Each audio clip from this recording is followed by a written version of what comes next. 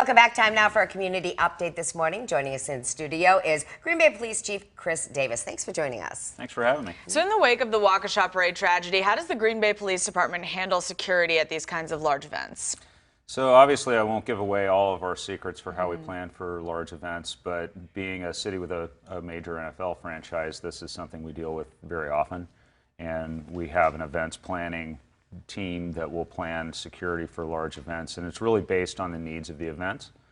We plan for all different kinds of threats, including vehicle-borne threats like we saw in Waukesha. We'll use barriers or city dump trucks or buses or other large vehicles strategically placed to try and avoid that. And we work with a lot of our local partner agencies as well on the really big events. For a Packer game, for example, we'll work with the FBI, with the Wisconsin State Patrol, of course, the Brown County Sheriff's Office, and Ashwaubenon Public Safety, just to make sure that we can keep those events safe. Now, do we continue to see shootings in the city again? Last night we had another one. They found like 30 shell casings. We do, and we're seeing more incidents where larger numbers of rounds are fired, and we're just seeing a lot of incidents involving guns generally, and not always shootings where people are hit, but certainly, if you get into a situation like last night with almost 36 rounds fired, that is a significant hazard to the community, so that's still an issue that we're taking very seriously. And what is the department doing to combat this? So we've been deploying extra resources in areas where we anticipate issues, either through intelligence or with data that we have, or if there's a specific event coming up or something where we anticipate the potential for violence, we'll deploy extra officers. We've also invested a lot in investigative techniques and technology to make connections between cases, because we know that a lot of the gun violence that happens out in public spaces is related to a relatively small group of people.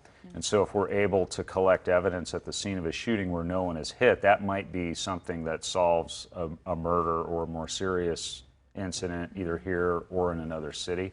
So what we ask of the public is always call us.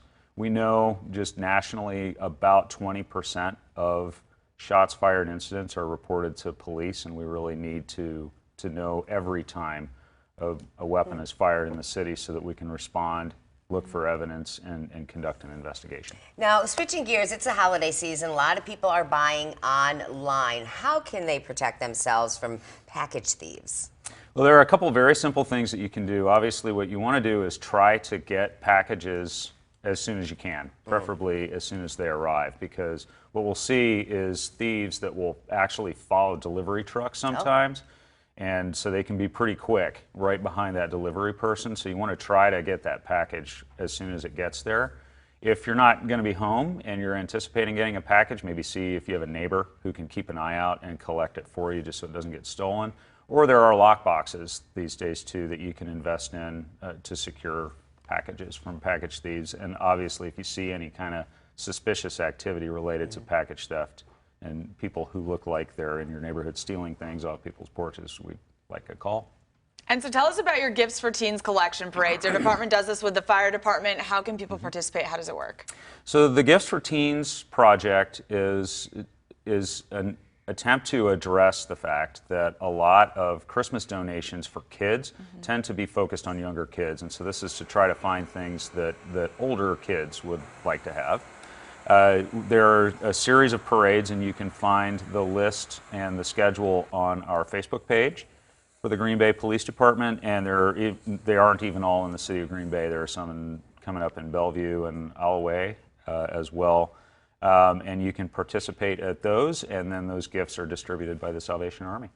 And really quickly, tell us about the Police Lights of Christmas, because that goes on all year. Sure. So this is a program that you can donate to anytime at a Community First credit union, and then we use those funds to purchase things like socks and gloves and essentials or gift cards that officers can distribute to people in need. All right. Thank you so much for joining us today. Absolutely. We appreciate it. You bet. Thanks for having me.